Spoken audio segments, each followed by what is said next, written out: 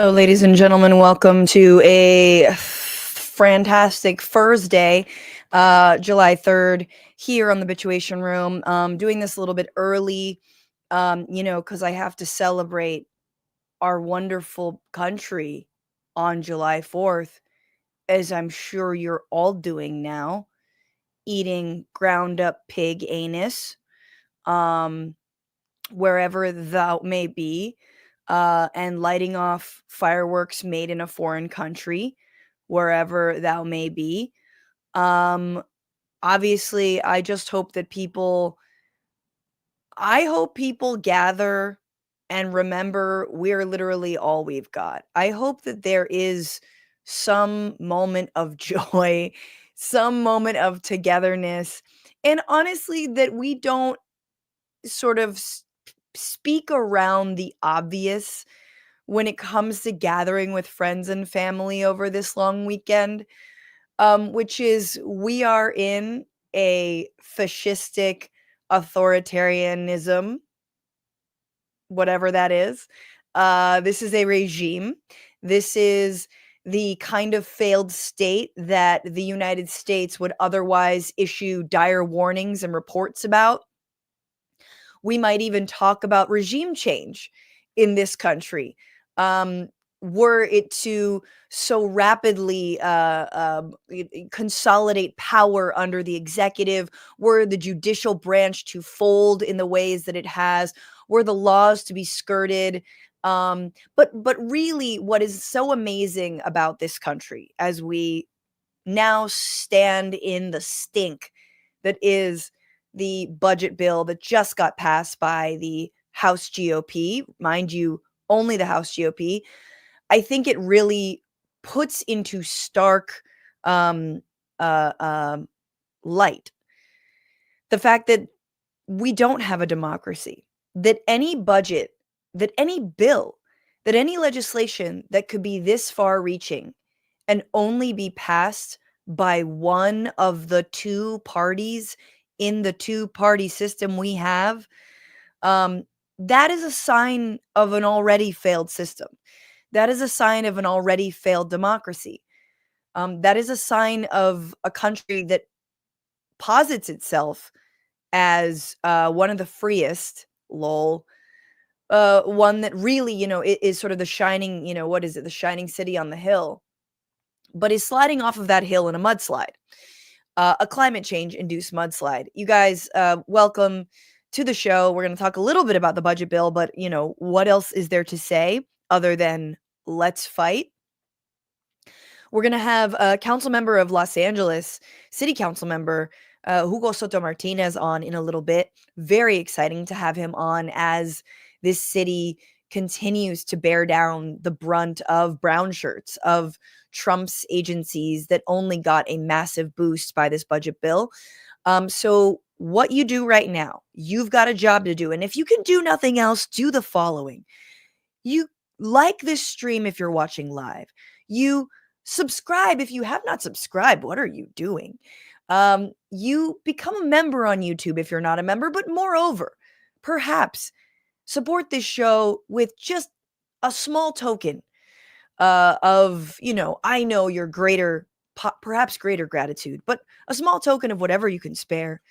Patreon.com/Bitchuation Room. And my God, if you are in the upper income brackets and have gotten a tax break with said big fugly bill, please consider becoming a patron at a higher tier. Thank you very much. Also, if you're listening as a podcast, you can always write this show a review either on Spotify or on Apple Podcasts, and that does wonders for people finding out about it versus, I don't know, finding out about some broy fucking jerk fest. Broy jerk fest. That's where I'm at. This is the stage of angry lady I am at. We're going to talk about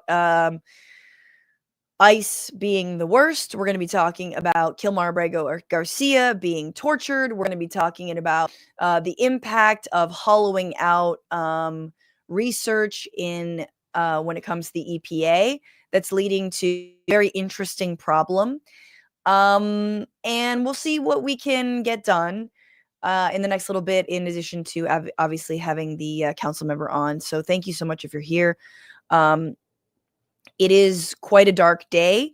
If you were not following the House Freedom Caucus, which is ostensibly the most MAGA of all the caucuses, but also the caucus that is very much deficit hawks. These are people who really don't want to see any more spending because they're deathly concerned about the federal deficit. And how much we've added to it, and how we're thinking about our children's future. That is all out the window, because it turns out that the, 4 to 6 Republican holdouts for this budget bill have folded, and indeed they voted to go for it. It seems like the only 2 Republicans that voted against it were Thomas Massie and Brian Fitzpatrick. Massey, we know, is in part against this because it adds too much money to the debt.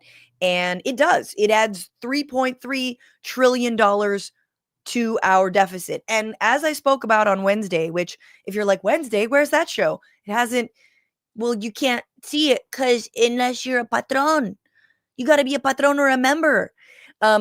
We were talking about the fact that all of this budget bill is dovetailing with the tariffs war and leading to a tanking of the US dollar, which means that when we borrow money, because we're going to have to borrow money in order to pay for this bill, we're not going to be able to find borrowers. We're not going to be able to find the same people who are now moving their funds elsewhere. They're not buying US bonds. They're not buying treasury. They're not buying US debt effectively, because things are too volatile in this country.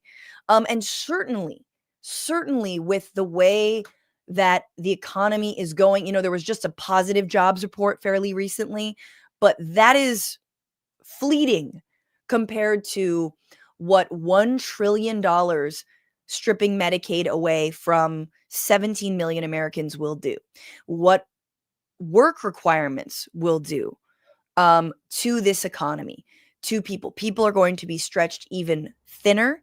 People are going to be working longer hours for less pay. People are not going to even be able to afford. I mean, this is sort of the whole question. They won't be able to afford, even with the work that they are now required, with whatever disability, with whatever disabled person they might be leaving at home, which is the whole reason that they might be on Medicaid, because they can't work because they're they are a caregiver. All of the reasons, because they're low income, because they've just had a baby, because they're pregnant, on and on and on and on. All of those reasons. Do you think that the jobs that they're going to be forced to get will cover their healthcare and their healthcare expenses to buy it on the marketplace? No. And this is what I'm saying, is like, people will have to work in order to get Medicaid. But I'm telling you, the people who will be lost in the cracks, the people who will be forgotten in the space-time continuum of Medicaid bureaucracy, is massive. Those people are already lost in the cracks, but we're going to see huge numbers. And all of this, to be honest with you, stemming from, and this is, like I said it before, and I'll say it again. This is all stemming from the fact, I think, that Democrats did not fight harder for things like universal health care. Okay? And we are living in that meme of guy with a knife in the way other corner of the room coming at you. And it's like, Medicaid cuts, Medicaid cuts, Medicaid cuts. And Democrats are like, no, no, no. Meanwhile, they keep backing themselves into a corner and never having a good offense, right? The best defense is a good offense. And I feel like Democrats continue to not learn that. And so when you pass the ACA, these 20 years ago, right? Like, or whatever it was, 18 years ago, 15 years ago, like, you have to expand the ACA, because part of the ACA was making sure that Medicaid expansion, that would cover millions of more Americans would be 90% covered in cost by the federal government. But Republicans held out on their states and their own people. They went over the heads of their voters. In the case of this, of what I looked at, which was Utah, voted for Medicaid expansion that was denied by their state legislators. And instead of fighting for the ACA's expansion, instead of fighting for universal health care or a single payer option, Democrats and their pathetic pandering to the centrists and the moderates and the so-called deficit hawks and playing into the same BS narrative that they always had, meeting them in the middle, has led us to this point. That is why we're here. This has been so long in the making. And so, am I devastated? Am I angry? Am I just like, I cannot believe the people who will be left out. Everyone we know, everyone you know will be affected by this. And my God, if you know only rich people, cool, dog. Cool. Because if you're in the top 20% of earners, you're going to be getting a tax break. Okay. It's something like millionaires get the equivalent of a check made out to them that's like $500,000.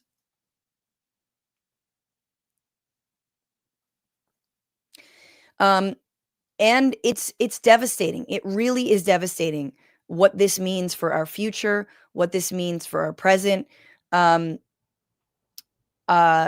So look, it's all to give a tax break to the rich. That's what it was for. That's what it is. And that is what it will be doing. So they can fly around on their private jets, polluting the environment. And then when the climate crisis continues to roll on and obliterate entire neighborhoods, FEMA won't be there to help. And the costs of reconstructing from climate damage, that will all go up. Because, not only are we sweeping up the construction workers who would help with such a thing, but the cost of material has gone up because of tariffs. It's so amazing that, we say every accusation is a confession when it comes to the right, but Trump's accusation of America in decline, of America being, of the deep state running it all, of the establishment of the swamp, could never have been more apropos when it comes to every accusation being a confession. This is a man who has overseen the decline in the US, right? And there's a part of me, right? There's a part of all of us that's a little bit like, man, America had it coming, right? There's a lot of me that's just like, you know what? Hey, I guess it was time to hasten the decline even further, right? Except the problem is people are going to die. Estimates 50,000 people a year, more a year, are going to die. I mean, this is an administration that saw two things out of the first 4 years of its time. They saw the fact that they weren't able to kill enough people under COVID and ignoring that, pretending like it wasn't a real thing when it was and is. And then they also saw their fascism was kind of like weak sauce. It was like 1.0 fascism. Man, I don't want that. We gotta level up. And so, of course, our courts and our electorate and our weak sauce, not pathetic opposition party. Yeah, I know Hakeem Jeffries took the floor, held the floor for 8+ hours, spoke out about a vote that was coming down the pike. That's fine.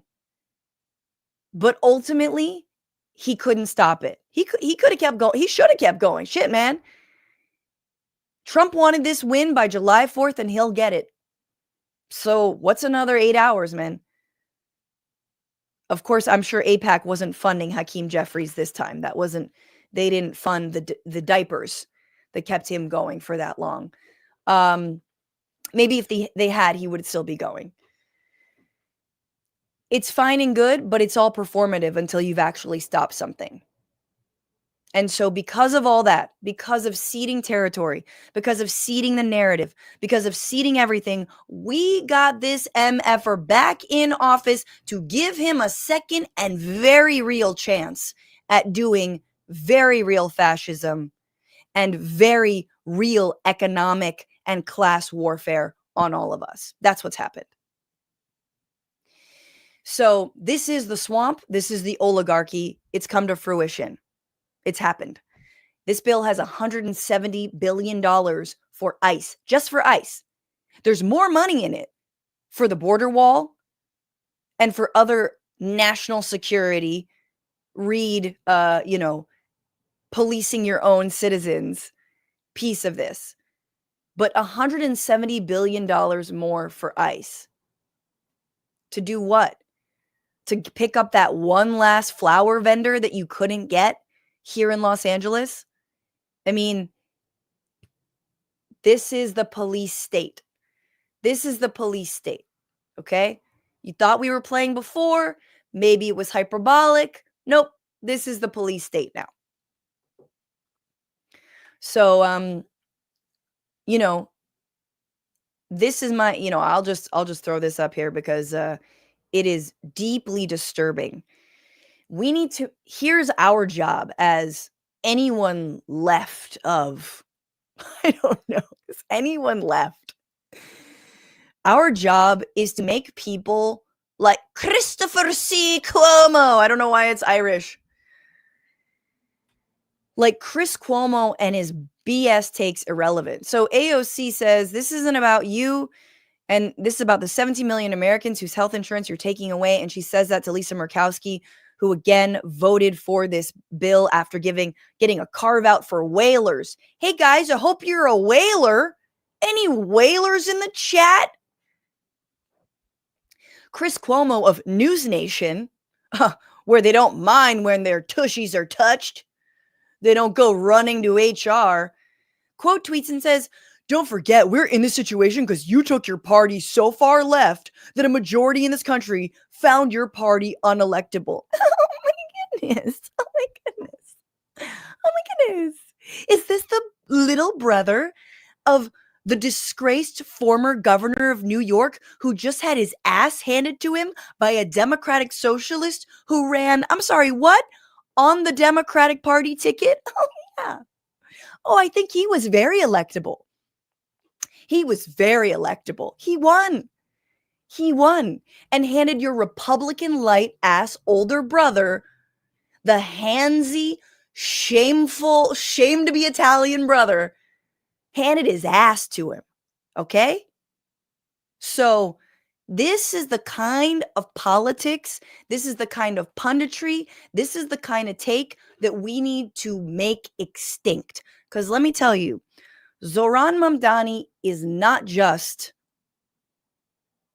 amazing as a communicator, amazing as a campaigner, amazing, all everyone's like, oh, his use of social media. Come on. It was his ideas. This is someone who squarely says the way to stop fascism is to run on a working class platform, period. Is to speak to people. And guess what? I'm sorry, people, remind me, if you remember all of a week ago, how did he win the working class? Did he just sound off in the chat?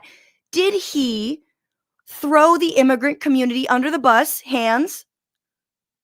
Oh no. Did he appeal to the working class by coding them as white working class and say, you know what, we really need to round up some of the brown immigrants who are taking your jobs and we should be really afraid of them? No. Because he understood, like we all need to understand in this country, that not just in New York, but the rest of the country, the majority of the working class are what? Are women and women of color. And yeah, immigrants. Okay? That's who you appeal to. So it's not just a working class agenda. It is a intersectional working class agenda.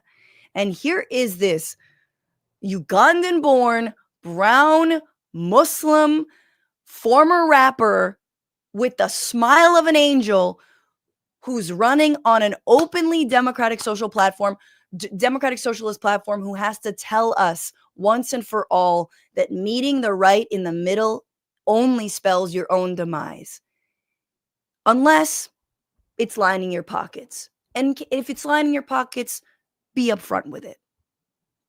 But if it's not, and you actually fucking care, and you actually care about your audience, then be real with them.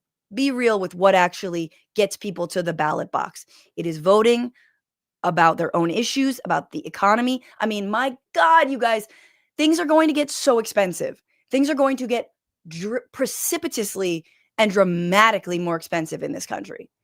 And I don't mean like going out money. I mean basic goods. If food wasn't already expensive, buckle up. If gas wasn't already expensive, buckle up. But healthcare and housing and energy costs, buckle the fuck up. Let's pivot now to those energy costs a little bit and drill down, because this is something I think we haven't been talking about enough. But of course, part of this big fugly bill is that any progress that we made with the Inflation Reduction Act, which was unprecedented because we had been completely lax as, you know, a country on actually moving toward renewables, on, you know, incentivizing that. And I think that, you know, I have a lot of critiques of the Inflation Reduction Act, but ultimately it was posited as this, look, we're going to bring business on board with us.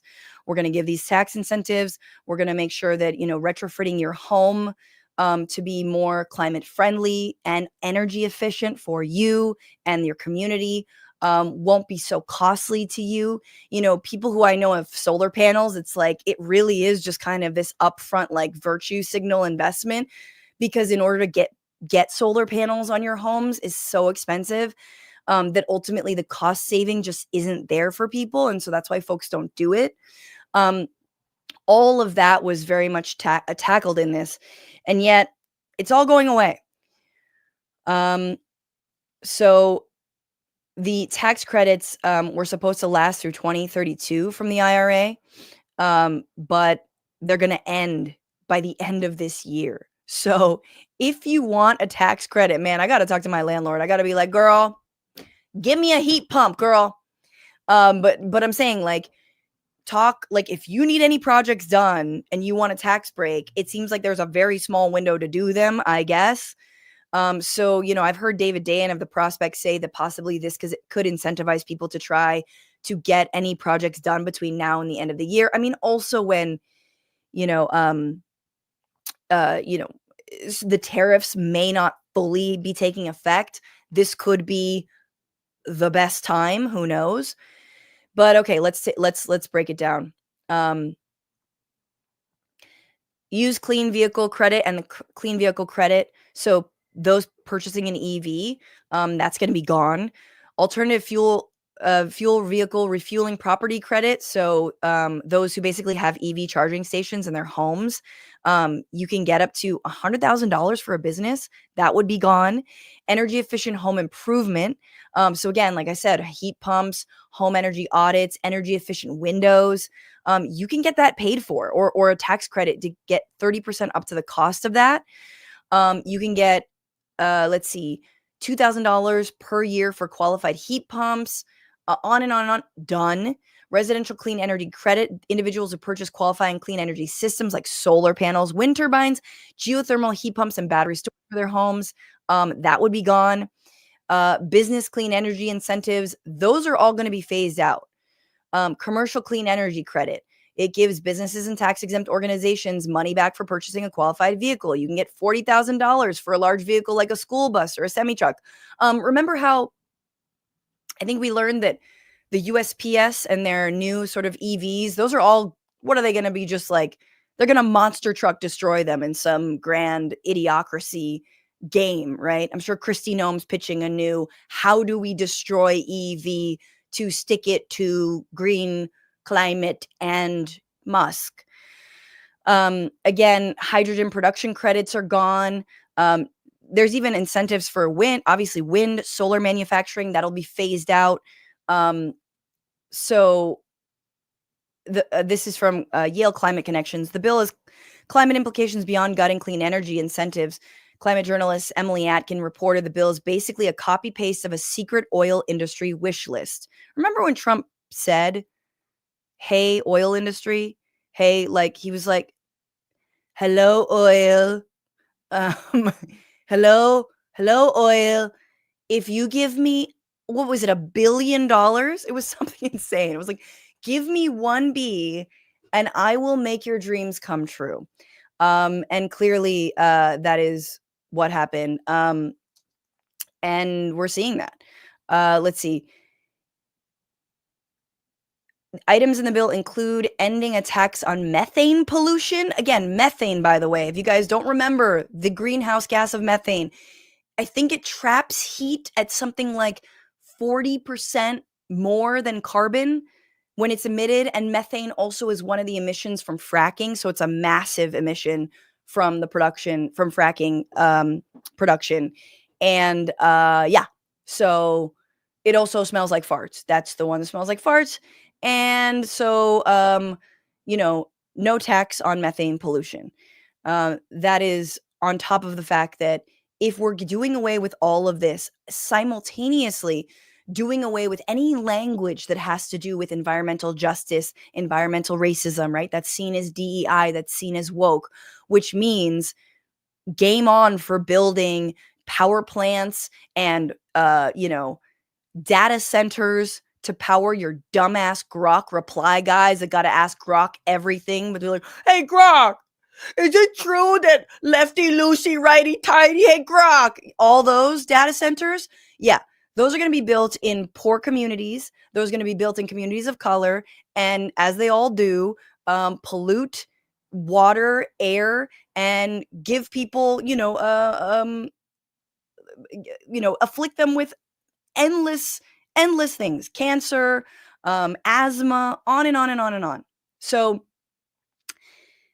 this is the big, beautiful future we have to look forward to. And yet, I was like prepping for the show and I'm like, I swear to God, if Zoran had not won, like, I'd be in such a worse place right now. I'd be in such a worse place. And so let us hold on to that, man. Let us hold on to knowing that there are actual people willing to fight for us. And I include young folks in that. And I look, I will leave you before I bring my guest in, because there is a very fun moment because this is back from May. So apparently, Caroline Leavitt invited a bunch of the children of Trump officials into the White House to ask her questions. And a lot of the questions were just like, "Hey, what's Donald Trump's favorite food? What's Donald Trump's favorite color? What Donald Trump's favorite ice cream? What's Donald Trump like Donald Trump is a child, just like they are," which honestly, to be fair to them, game recognized game, he is. But this was a fun one that I saw making the rounds, and I just have to play it because one of them kids was not vetted. One of them kids, I'm sure, has since. And by the way, all of these are not Elon's kids. One of these kids actually had a question, and and here's Caroline Leavitt trying to answer it. She had a question. They had a question about climate change. Work as hard as you can. Thank you so much. You're welcome. Behind you. Yeah. What is Donald Trump going to do about climate change? What is Donald Trump going to do about climate change? Oh, well, kid, look, have you ever tasted a rat cooked on top of an oil drum? I don't knock it till you try it. Wow, that is a very good question. The president cares very much about our environment. He says all the time he wants to have the cleanest air, the cleanest water, the cleanest environment for the world. He also cares very much about our energy independence and ensuring that we can keep the lights on in our homes at a very cheap rate. So we want to make energy here in the United States because we do it cleaner and better than everyone. So I think that's how the president would answer that question. You're welcome. Lies, lies, lies. Shout out to that kid. With this bill, all of that becomes a farce and a massive lie, but at least he says it. This is a man who doesn't like wind turbines because he thinks it makes the water pressure worse. Anyway, shout out to that kid. Let's bring in my guest. He is a city council member for District 13 here in the city of Los Angeles. He is, I'm just going to read a little bit. He is also DSA endorsed, comes from an organizing background, defeated incumbent Mitch O'Farrell in 2022, and is a proud son of Mexican immigrants. Please welcome Hugo Soto-Martinez. Hugo, welcome.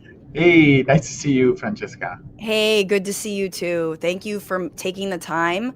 Things are insane here in LA. Things are insane everywhere. But I appreciate you being here and taking the time because I need to.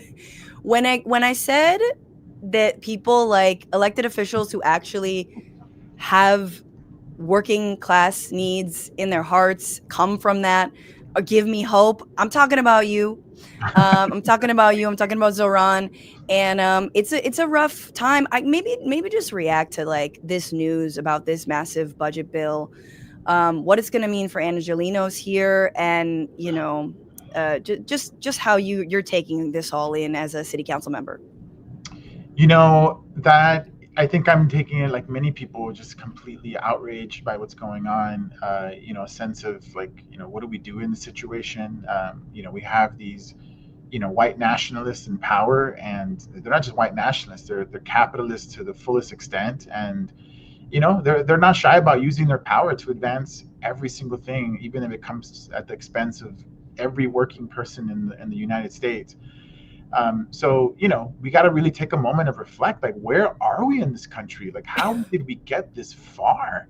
Right. And it wasn't always this way. When we had more activism and organizing, like, we were winning stuff. I mean, like, we were passing the Clean Water Act, and the Environmental Protection Agency. Like, these were under great, Nixon. like, yeah, under Nixon, which is crazy, right? To think how far we've gone. So we just got to come back. We got to come back to our roots. We got to organize and fight. But it's going to be tough. It's going to be a lot of pain in the next few years, probably the next decade.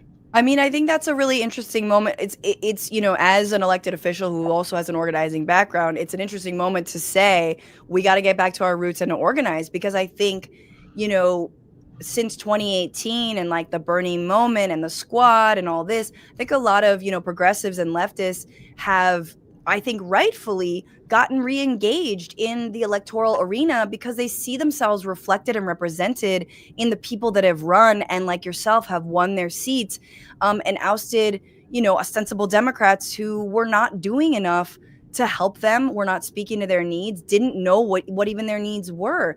And yet there are limitations, right? And elected officials are limited in how much they can do, and how much so many of the powers that you all are up against will allow them to do. Let's just bring it to here. Here in LA, we're seeing the impact of these ICE raids. We know Stephen Miller, like a month ago, was like, we want 3,000 arrests a day, and you should go to Home Depot. This is what I recommend. Just go to Home Depot, where obviously known criminals hang out. No, where day laborers, many of whom might be undocumented, are trying to earn a hard day's work. And he ordered ICE officials to do that. He fired a couple of top head officials. And since then, it has been open season. And while, Hugo, the protests have not been as intense as they were maybe 3 weeks ago, the ICE raids have. And I know there's a whole weekend of actions and resistance, and I urge everybody to get out there. But like, maybe just talk about it from your perspective, from a city council perspective. What are you hearing from your district? What are you hearing from your voters and your community? Yeah, no, people are terrified in this moment. We're hearing people are not going to work because they're afraid to just be out there.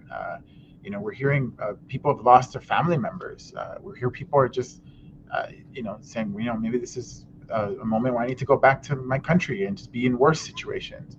And we're hearing from folks that we had a couple of constituents. One of them was a U.S. citizen that that was arrested at the Home Depot. Spoke to him for a while, and just telling me his experience and how dehumanizing they were, how they dehumanized him as a person in that moment, even though obviously he's a human, but he's also a citizen. Yeah. And street vendors who are gone. One street vendor that I've known for many years. She's in the process of adjusting because she was a victim of a crime. But they didn't care. They shipped her to Adelanto. So a lot's going on. But at the same time, we're seeing a ton of people wanting to get involved. They're joining the rapid response network. They're doing mutual aid. They're going to the protests. And so people that you never thought, would be calling themselves activists are now waking up and saying, like, this has gone way too far. And so we're trying to meet that moment and bring people into the organizing fold, because I continue to believe that's the only thing that's going to be able to save us and change the course of this country. Yeah, absolutely. And I guess I want to ask, now in your official capacity, I know that the sanctuary city laws were strengthened recently thanks to, your efforts, and other progressive city council members' efforts. And I know that there was, work being done for know your rights trainings and more community sort of defense, and kind of modeling. When I spoke to Eunices Hernandez, another city council member, on my show, about a month ago, a week before everything went down, she was talking about how they were, ramping that up and trying to be like Chicago, right? Remember, Tom Homan was so pissed because Chicagoans knew their rights, and the immigrant community there was like not opening the door, not doing anything. And yet it seemed like back then ICE was knocking. You know what I mean? Right. ICE is not knocking anymore. ICE is not asking. There is no even moment to say, hey, I don't have to answer your questions, or I'm going inside, because we are, breaking car doors with pickaxes. We are, again, just like grabbing people off the street. I mean, this is true secret police type behavior. What has city council been briefed on, if anything? Yeah. And what can you tell us, and what have you been able to do? Everything you described sort of really shows, like, they're changing, like how they're changing their tactics, right? They were trying to follow the law as much as, they claimed to be in that moment, but it wasn't working. And so LA became, a scientific experiment about how they can just completely get away with a ton of, violations, and, doing things without warrants, without any judicial warrants, or just completely violating people's constitutional rights. And so, and now luckily we've been able to do some things, right? We strengthened our sanctuary city laws. We created a rapid response network across the city. We got them know your rights. And so the reason they were that aggressive is because it's true. People knew how to interact with ICE agents, but now we're in sort of a very different world where we're like, well, what do we do now? Because they're just saying, screw the law, right? We're going to do whatever we want. And we're now gearing up for, doing mass nonviolent direct action training. We just did one, a couple days ago, where we were going back to the civil rights movement. Like we're going to put our bodies on the line in a peaceful, nonviolent direct action way. And so that's going to be really key. But as city council members, can you tell me more about that? Like who's doing the trainings? Is it your office, or is it? I know there are many like unions now that are involved. Can you talk about that? Yeah. So as a result of it, well, let me take a step back. I think one benefit that we do have in the city of Los Angeles is that organizing is not new to the city, and it's been growing and getting bigger, and unions are organizing, and the nonprofits are organizing, volunteers are organizing, right? Like the Democratic Socialists of America. But the issue has been like, can we get under one tent and be like, let's fight back against this fascist, white nationalist, corporate billionaire class. And so that's starting to form. And one of the things that was really inspiring is we put together a training where we trained over 200 people to lead the training, right? So we were like, it's called Train the Trainers. And so over 200 people were trained on how to facilitate a training on nonviolent direct action. That's great. Because I believe that's exactly what we need right now. We need to put our bodies on the line, and we're willing to get arrested for a very moral cause. And and so it's right now it's sort of a blend of both government and activism that I think is happening. We're doing the best on council, but I really do think that this is beyond the power of a city council. This is beyond the power of a mayor or even the governor. Like, this is literally the people, the working class people of this country against this totalitarian regime. Well, this is the question I have to you, right? I mean, I don't know, again, to what extent the mayor has briefed you. I'm on her emails, obviously. I see the, like, we will not be divided, and, a lot of sort of like nice language, but I fail to see a lot of action on her part. But also the question is, how much can she actually do? I mean, is it a fair assessment? Is it fair to say that Mayor Bass is not doing enough and could do more? What do you, I know, obviously, as someone who who like has to work with her and works under her, it's difficult, but can you just share your thoughts on that? Yeah, no, I think we're, as elected leaders, I think people often look at us and, try to put all our hopes and like they're going to save us. I don't think this is that moment, right? This is not about, building affordable housing or trying to fix our roads. This is a constitutional crisis that we're in right now. And I think we're all trying to do the best that we can with the tools that we have. And, we authorized, money to do lawsuits. We're redirecting money to do the Know Your Rights and supporting the families however we can. But this is beyond, what we can do, as elected leaders. And I really do think it's going to require a mass movement in order to change this. And so I think with the tools that we have, I think we're all doing the best that we can. Is it enough? No, absolutely not. Like, I'm not gonna, lie to people and say, yeah, we're gonna save people from this federal administration. We got to bring people in to a level of activism and like I said earlier, like some of the nonviolent direct action stuff that we can look at. Well, this is the question that I have, right? Because I think many people's minds are basically just going to, well, what happens if we do a mass direct action, right? You get arrested. Well, who's arresting you?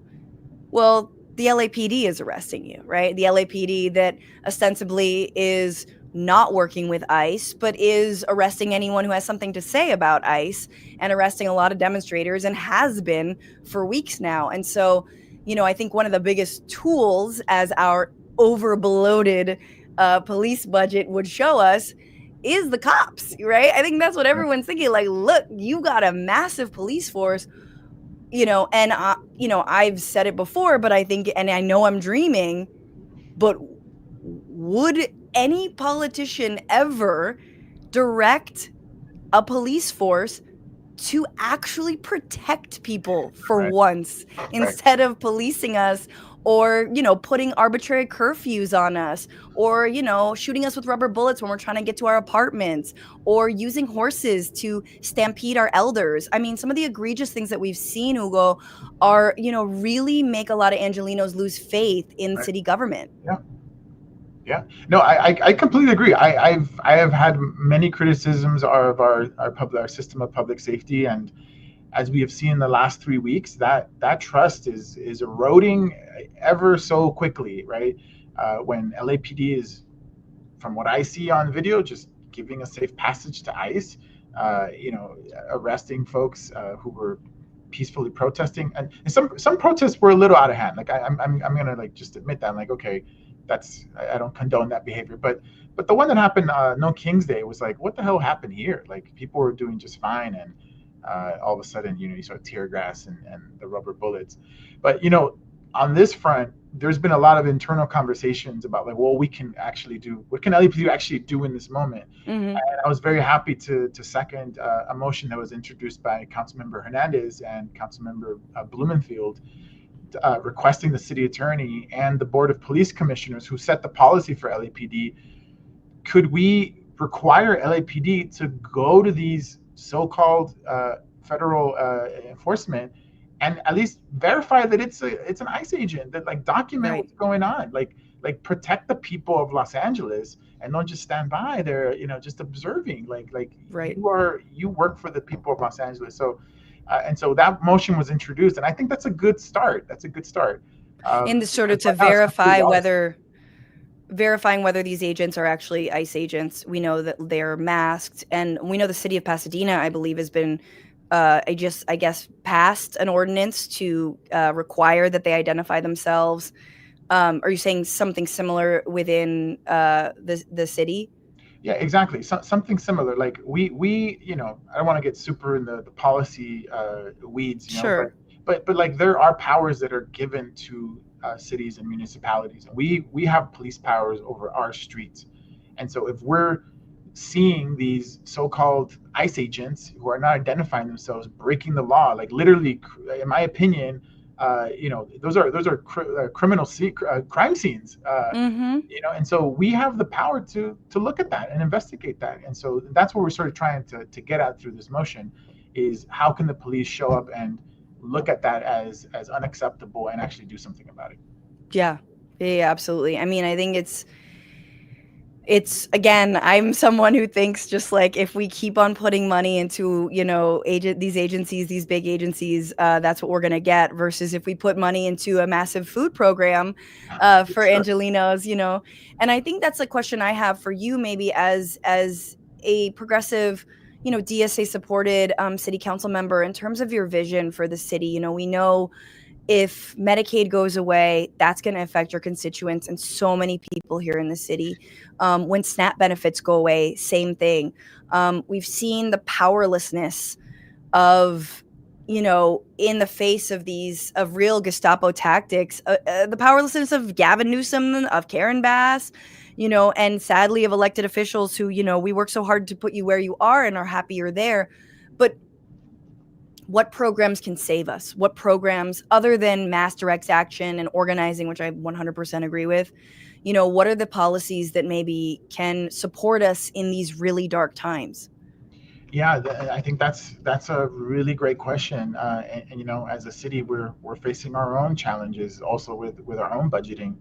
And the scale of this problem is so big. This big billionaire bill that just probably going to get signed pretty soon is going to have some just a sort of an incalculable effects on working people. Yeah. And so this is a moment where we just have to shift our priorities. We have to shift our priorities as much as we can. But people's basic needs have to be met. We are going to have people that are not going to be able to eat. We're not going to have people that are not going to have health care. We're going to have people that are not going to have, housing vouchers because of the cuts to HUD. Meanwhile, we live in the city that is one of the wealthiest cities in the world. We have a budget that, as you mentioned many times, 40% of that goes to the LAPD. And in my opinion, I don't think that we should be spending that much money into one department while every other city service is going completely neglected. And so there's going to be, I think, just a reckoning even within our own cities. Like, what are we actually going to prioritize in this moment? Because when people can't eat, people don't have a roof over their head. We're talking about the basic needs that people's basic needs that we're going to have to address. And it's super self-fulfilling, right? Because you already have a narrative in this city that crime is out of control when it's not.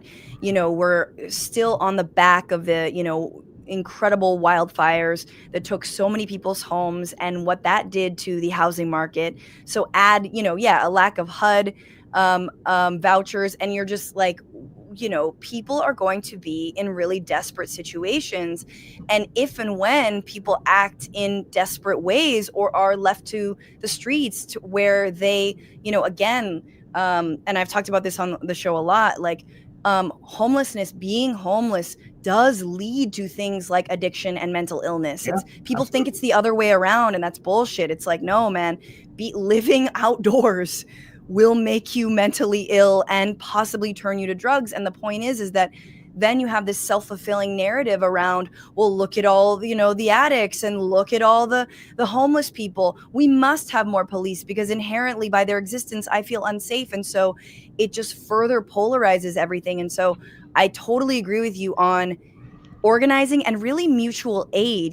If it's a community fridge, or if it is, whatever community space that is nearby. And I'm curious if like you guys are investing in that, if if there's places in District 13 where people can come. Like, how do you put forward, or are you like boosting some of these like community gardens, community mutual aid fridges, or like, like different organizations like, CELA that works on like Sure. homelessness and stuff like this. So yeah, how do you guys navigate that? Yeah, no, I mean, you make a great point about like what people can do and get involved. And I'm very proud that our office is built like that. Our homelessness team, which we have, director and staff, they work directly with all the nonprofits, and whether that's volunteer based or they actually have staff in the district. It's over 40 different organizations. So we bring people into those to try to, if they want to come and volunteer, they can volunteer. Mm-hmm. Our tenant advocacy, we have volunteers coming, making sure people have rental assistance and not being harassed by their landlord. And you could think of any need that exists in District 13. We have relationships with all those different organizations because we're trying to be as community driven as much as possible. People can follow our Instagram, CD13 Los Angeles, or my personal one. It's Hugo for CD13. We publicize this all the time. We put it on our newsletters. If you're connected to our office through social media or a newsletter, like, you're probably going to hear about ways that you can plug in because, I certainly recognize that it's a people-powered movement that is going to like really make a change, no matter what scale we're talking about. Absolutely. Is there anything else you wanted to add, Hugo, before I let you go?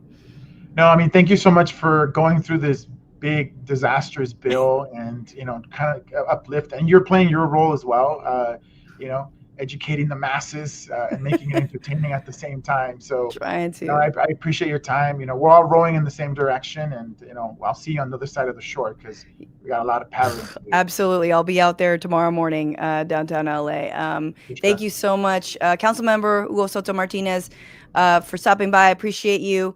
And thank you all for, even if you're not here in LA, I think it's really indicative because, look, what's happening to LA, as the council member just said, it's a test ground, right? It is a shot across the bow about what will happen to other cities. And I've said this, I'll say it again. Zoran Mamdani says he can stop ICE raids. I don't know, right? I don't know if he actually can. And unless a mayor is willing to truly step out of the comfort zone of where a mayor has ever been, which is using a police force to defend itself against federal agents, I don't know if we're going, I don't know if we're going to see much progress on all that. I didn't ask the council member about ICE suing, or not ICE, Trump suing LA for their, sanctuary laws.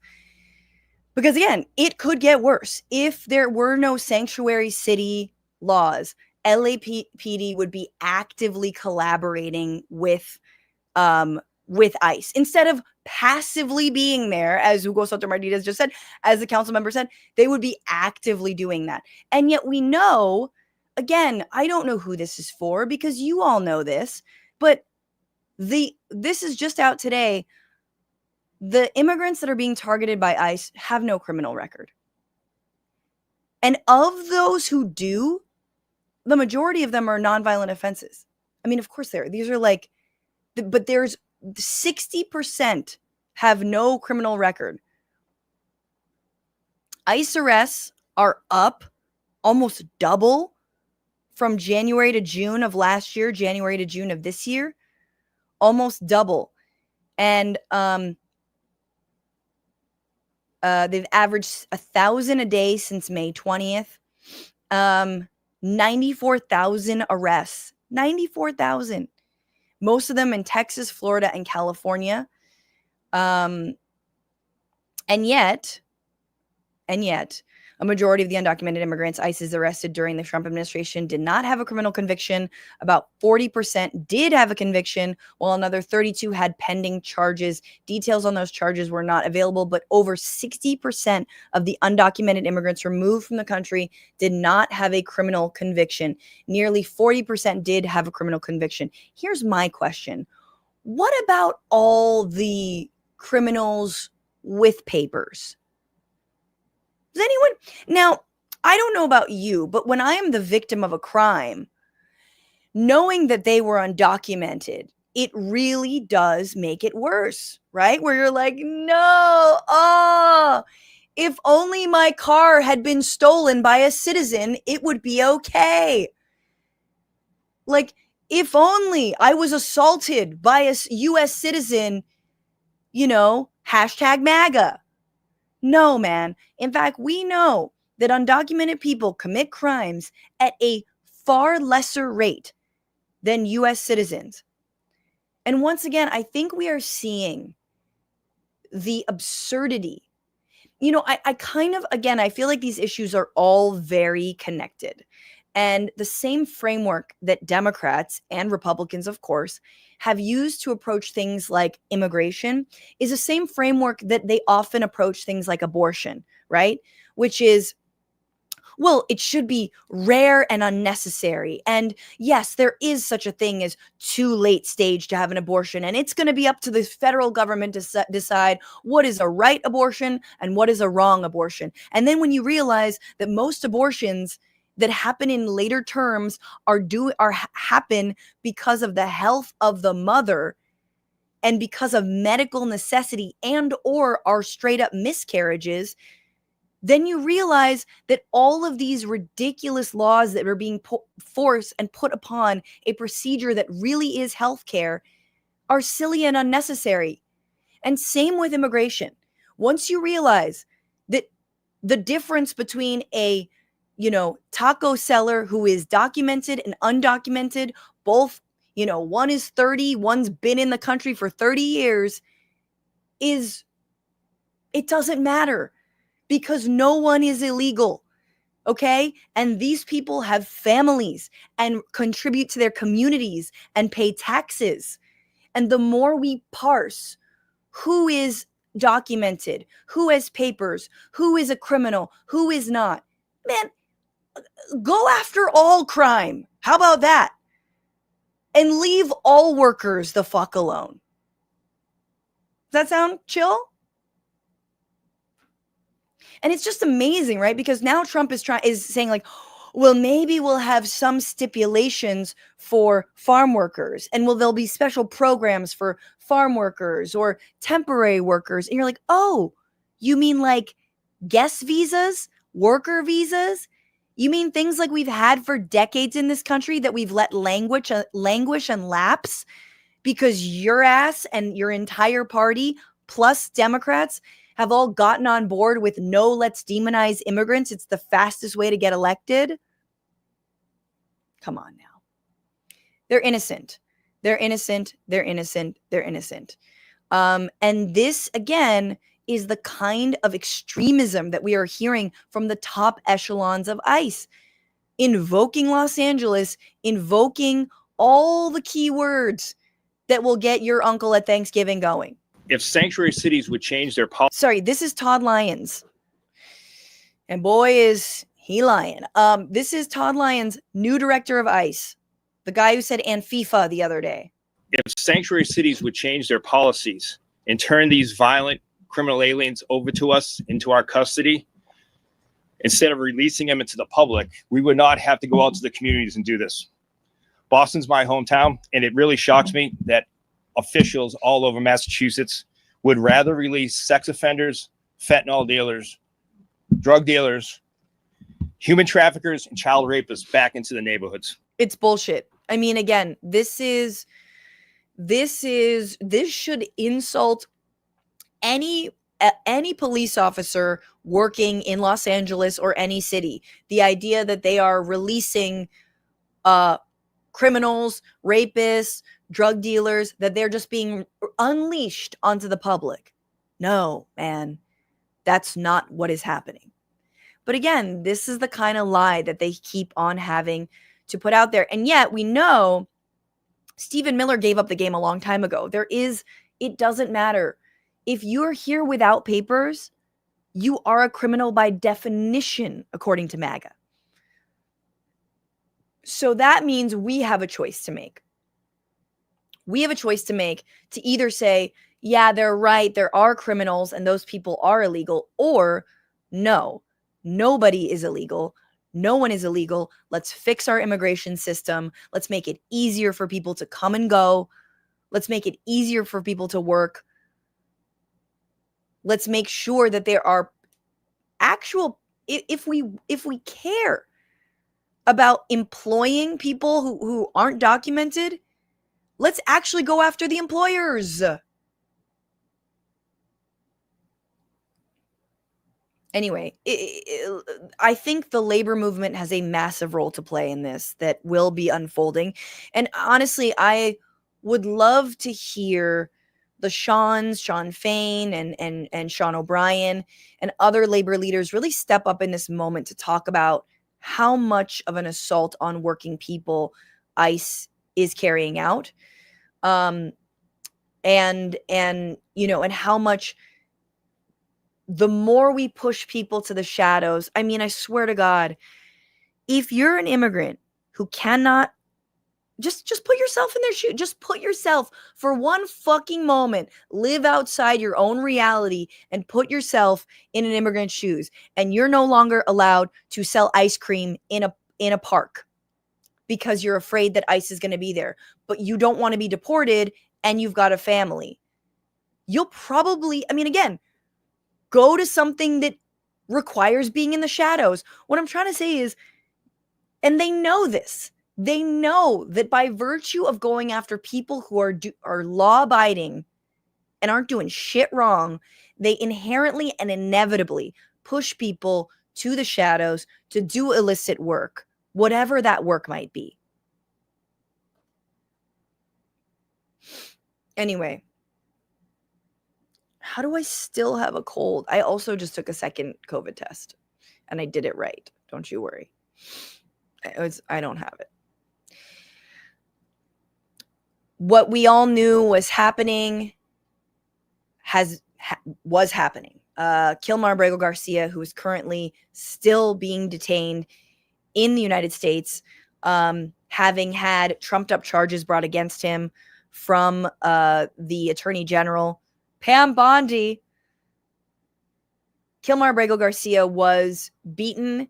He was deprived of food. He was tortured in the jail in El Salvador, in the maximum security prison that allegedly holds nothing but hardened criminals, although we know that they also sweep up law-abiding citizens, whomever was on the corner, journalists.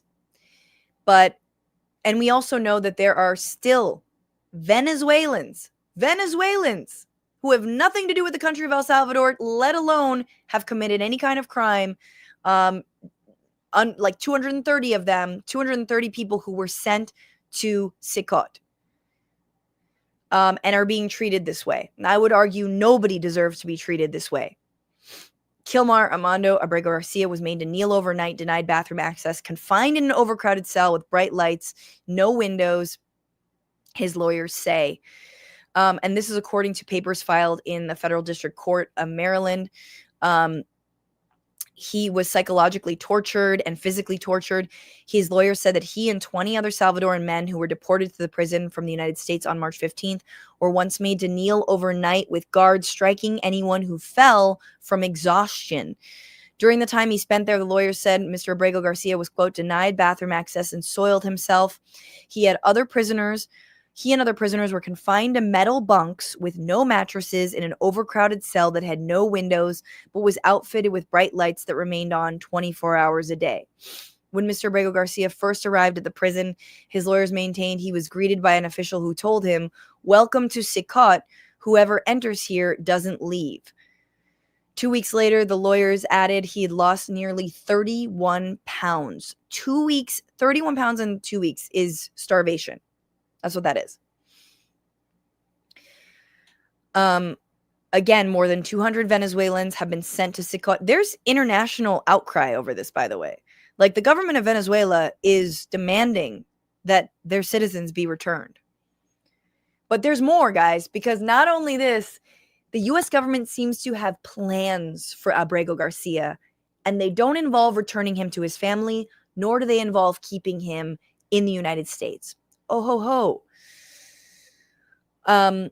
Again, the papers were submitted to Judge Paula Zinnes, who had issued the initial order in April that instructed Trump to facilitate the return of Abrego Garcia to from El Salvador, excuse me. The papers included a revised version of the original complaint the lawyers filed in March seeking his return from Salvadoran custody. They asked Judge Zinnes to immediately free their client from custody in the United States. He is being held in Nashville after, yes, he was brought back. But the Justice Department stated it had returned him for a specific reason, to stand trial on a federal indictment accusing him of having taken part in a years-long conspiracy to smuggle undocumented immigrants as a member of the violent street gang MS-13. Cool. The new filing by his lawyers appeared to undercut charges that he was a member of MS-13, as well as a specific accusation lodged by President Trump himself that his tattoos indicated that he belonged to his gang. Remember? It said MS-13. That was MS Paint, sir. Not MS-13, MS Paint.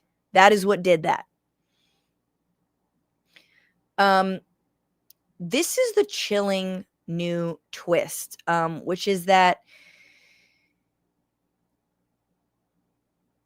Miss Pam Bondi says that he's going to be returned to El Salvador, but last week, a Justice Department lawyer introduced a new twist. During a hearing in Maryland, the lawyer Jonathan Gunn, so this is a DOJ lawyer, told Judge Zinnes that the administration planned to expel Mr. Abrego Garcia again, and this time not to El Salvador, but to an unnamed third country. While Mr. Gunn made clear there were no imminent plans to remove Abrego Garcia, other Trump officials immediately sought to clarify his comments. In some ways, their efforts only further muddied the waters. First, a White House spokeswoman posted a message on social media describing the news accounts of Mr. Gunn's statements as fake news. Okay, that's a lawyer for your government, though. Then an administration official, repeating what Ms. Bondi had said in her other news conference, asserted that the Justice Department was still planning to try Mr. Abrego Garcia before deporting him again. All of this was sufficiently perplexing to the lawyers handling the case that they made an unusual request to a federal magistrate judge in Tennessee, even though the judge, Barbara Holmes, had already decided that her client should be freed from criminal custody and handed over to the Department of Homeland Security. They asked her to delay his release for at least 2 weeks, concerned that if the transfer took place, DHS might soon re-deport him. The Justice Department agreed to the request, but in a filing to Judge Holmes, the department appeared to leave open the possibility of the thing it said would not happen, that DHS might in fact expel Mr. Abrego Garcia again. Okay, this is really confusing and insane. So basically, they say they've got these charges. They want to bring these charges against him. They're gonna bring the charges. The lawyer, this judge is saying, hey, he should go back into DHS custody, not into, I guess, like criminal custody, rather than just being in this Tennessee prison. He should be in sort of a detention center under DHS. But now his lawyers are like, no, don't send him there, because the DOJ is basically threatening to send him to somewhere else, maybe not even El Salvador. What this feels like to me is that they don't have a case and they cannot wait to redeport him somewhere else because they got too many things on their hands. They rolled out Alligator Alcatraz. It's too much work. We don't know what to do with him. He's a hot potato. Let's just deport him somewhere. So that's why that's why this is happening. There's going to be 2 hearings about his case. One is scheduled Monday in front of Judge Zinnes, who will consider, among other things, a request for the new order to keep him in the U.S. If such an order is granted, would come months after her original decision handed down in April, instructing the Trump administration to bring him back from overseas. The second hearing is to take place on July 16th. In front of Judge Waverly D. Crenshaw Jr., the district judge court judge who's handling the criminal case. Judge Crenshaw is expected to reconsider the ruling by Judge Holmes, freeing Mr. Abrego Garcia from criminal custody. He might also weigh in on the question of deportation. Until then, Abrego Garcia will remain in the hands of federal jailers in Tennessee, placed there protectively by his lawyers. So again, the lawyers don't want him released to DHS. They're like, okay, at this point, the criminal charges might be better to face than the possibility of him being deported, and maybe even deported to a country that is not El Salvador, but somewhere else. Now, I want to just name that there is a story that nobody's followed up with, which is that a group of immigrants who were detained and deported were flown to Djibouti, on, again, country on the Horn of Africa. They were flown to Djibouti in basically wartime conditions, and no one's heard from them since. There was a court order to return them or get them out of harm's way, but ICE and these detainees were in harm's way. Like, I think there was like over 100-degree heat. Like, the conditions were insane, and we don't know what's happened to them. Like, the reporting has, I mean, again, I'm sure there are journalists who are on this, but like, it's fallen off. Like, the reporting about these detainees have fallen off. I don't know where they were from, Skipjack. It's truly terrifying shit. But yes, of course we knew that was happening. Of course we knew that Abrego Garcia was being tortured, because that's what happens in CECOT. I gotta leave y'all with one ridiculous, oh God, there's so much to talk about. There's so much to talk about. Okay, this is not ridiculous. This is just devastating. Franny's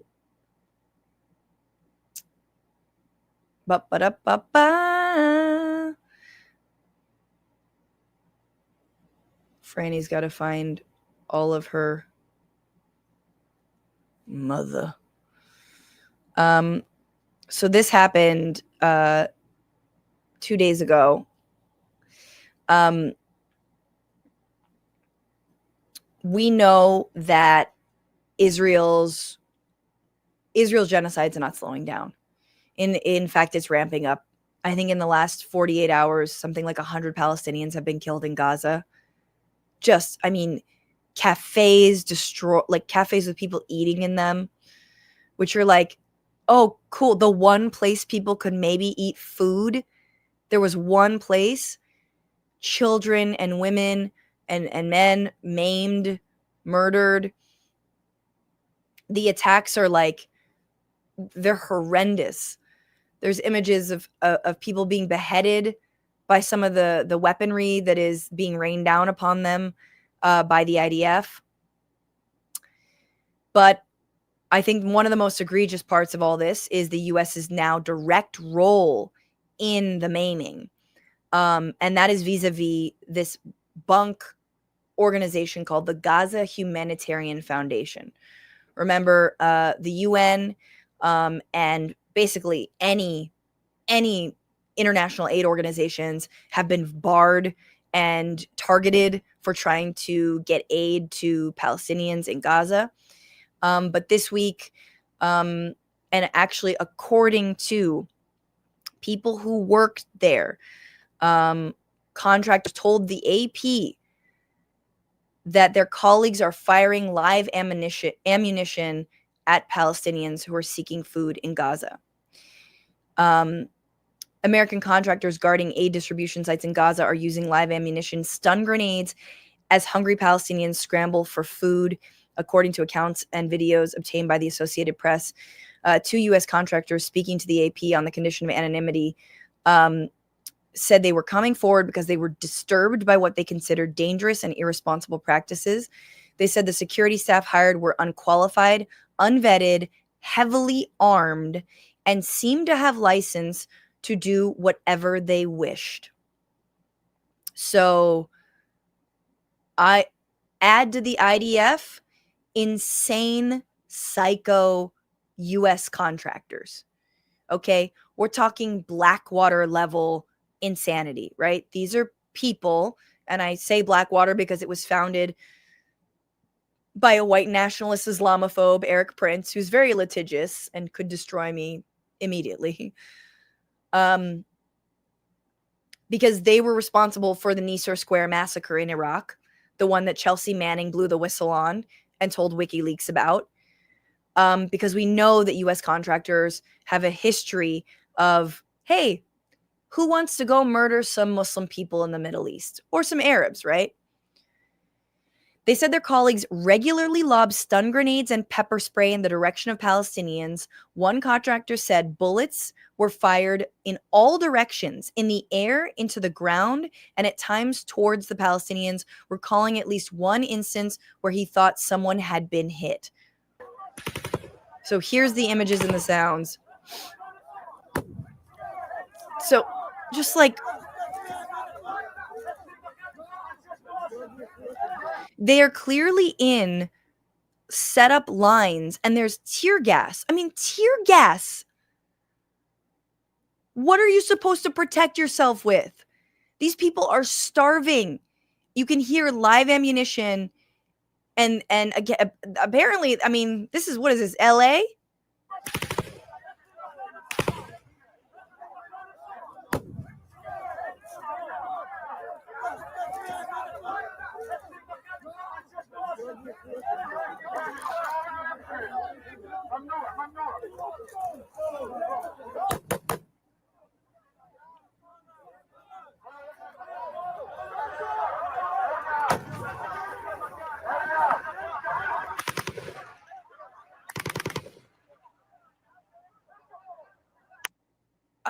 I just like, how can it get worse? Oh, it gets worse. Oh, it gets worse. You know, it could definitely get worse. That's how it gets worse. And these contractors actually blowing the whistle on, remember, the head of this organization resigned. How it even still exists is insane. For 2.5 months before the GHF's opening in May, Israel blocked all food and water and medicine from, I mean, is there food or medicine entering if this is how that's being received? Again, they were claiming that Hamas was stealing aid. Now it wants GHF to replace that UN system. The UN says its Gaza operations do not involve armed guards. Okay, but we all heard that. This is the aid distribution center, so it looks like it's in the north of Gaza and here down at the border of Rafah. This is where, oh my God. It's an American organization registered in Delaware, probably to avoid taxes, and established in February to distribute humanitarian aid during the ongoing humanitarian crisis. Since the GHF sites began operating more than a month ago, Palestinians says Israeli troops opened fire almost every day towards crowds on roads heading to distribution points through Israeli military zones. Okay, so it's unclear whether or not these are the contractors themselves or whether the contractors, I mean, these two whistleblowers or whomever they are saying that the guys who are there are not trained and seem to have carte blanche to do whatever they want. But it also seems like the IDF is using this as another shooting, as if killing the people of Gaza wasn't already shooting people in a barrel. This is even more so shooting fish in a barrel. Several hundred people have been killed and hundreds more wounded. In response, the Israeli military says it fires only warning shots. Sure. And is investigating reports of civilian harm. It denies deliberately shooting any innocent civilians and says it is examining how to reduce friction with the population. But several hundred have been killed and wounded in these attempted aid deliveries. I mean, at this point of 21 months of genocide, does anyone take what the IDF says at all seriously? Like, it doesn't, every single line out of the IDF's mouth should be, mind you, the IDF has open fired and killed aid workers here. In this instance, in that instance. In fact, they pretty much love, if you've got a Red Cross or a Red Crescent, they will put a missile right through that thing. If you've got food, well, A spokesperson for GHF said there are people with a vested interest in seeing it fail. Yeah, that's right. And are willing to do or say almost anything to make it happen. The spokesperson then said the team is composed of seasoned humanitarian, logistics, and security professionals with deep experience on the ground. I mean,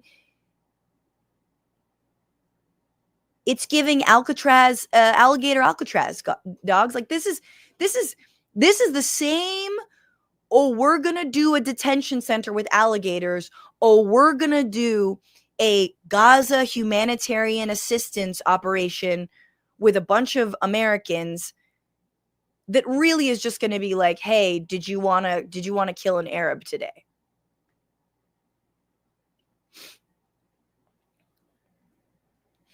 GHF says it has consistently shown compassionate engagement. Ooh, did ChatGPT write that for you? Compassionate engagement? What a ChatGPT ass publicity statement. Anyone? I just like, it's so funny to accuse. Also, I feel like it's like if you buy the line, which this is again a lie and a line that the IDF has said, which is that Hamas is looting the aid trucks. Let's just give a corollary here. Let's say LA turns into Gaza, okay? And they fully block all the land, air, and sea entrances to Los Angeles. And they starve the population and they bomb the population.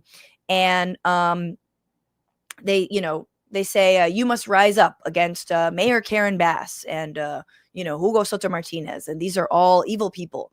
And the government of LA is a terrorist government. The government of LA is a terrorist government. And then they're like, okay, we're going to let a couple of aid trucks in. Who do you suppose would be doing the distribution for the aid trucks let into the city of Los Angeles? The city of fucking Los Angeles. Hamas is an elected body. There are different parts of the organization, but it did win back in 2007 or whenever, right? It did win, even though the majority of the population, which is under the age of 18, did not vote for them and yet are being punished for all of the things that Hamas has done.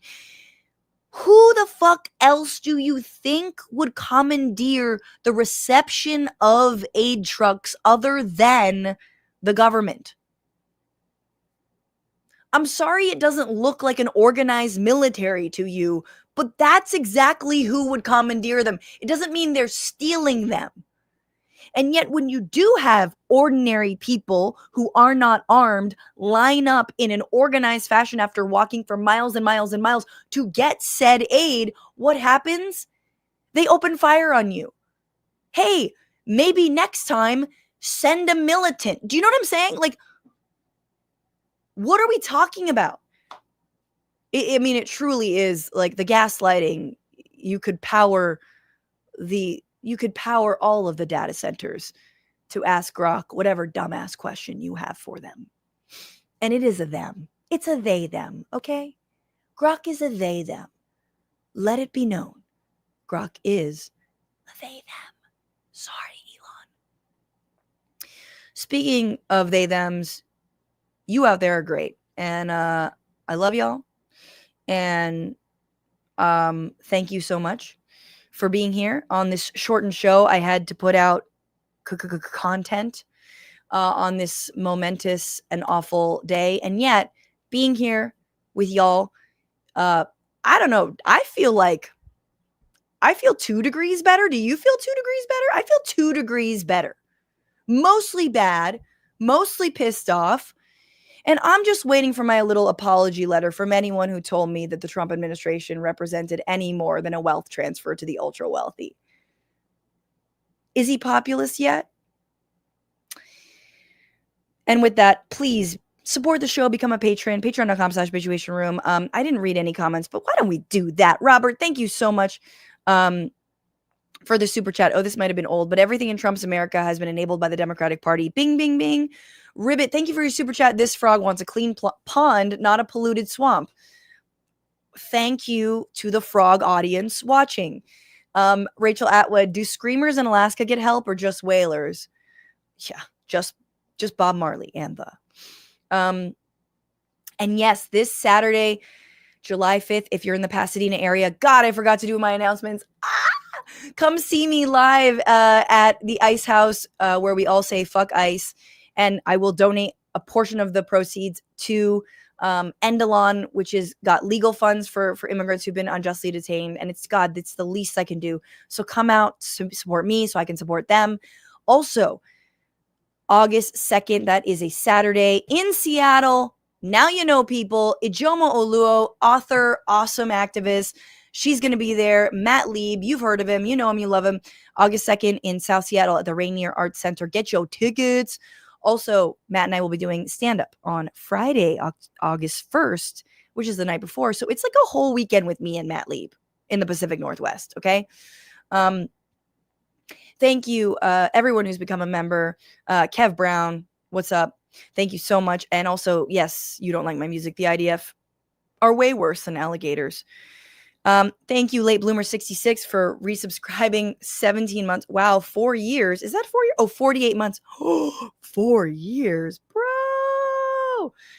AJ Nestor, thank you for subscribing 15 months strong. Appreciate you. And I will see you all once again on Tuesday for another show. Until then, fight the power.